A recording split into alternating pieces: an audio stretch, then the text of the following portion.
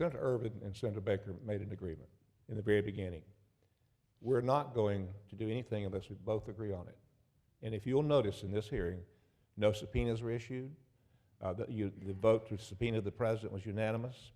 And in my opinion, I'm not a historian, it's the only hearing that's worked.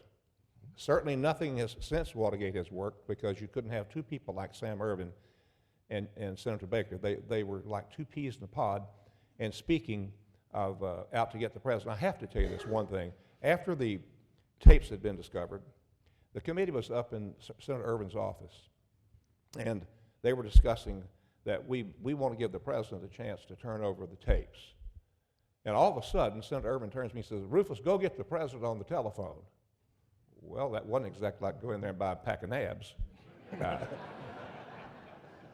So I go to this little anteroom, and I knew how to get down there to the White House. Got down there, and I think it was Rosemary Wood, I don't know, and she talked to me a little bit, and I said, "This is Rufus Edmiston, Deputy Chief Counsel of the Watergate Committee," and that does command some, at that time, if you saw us coming, you just about had a heart attack, because we had that subpoena power. And if you lied to the committee, you'd go to jail. And she said, "Well, hold on, I'll be back with you."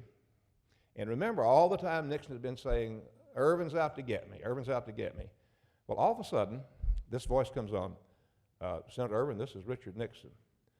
I am so stunned at the president come on. I said, Mr. President, hold on, the senator wants to get you."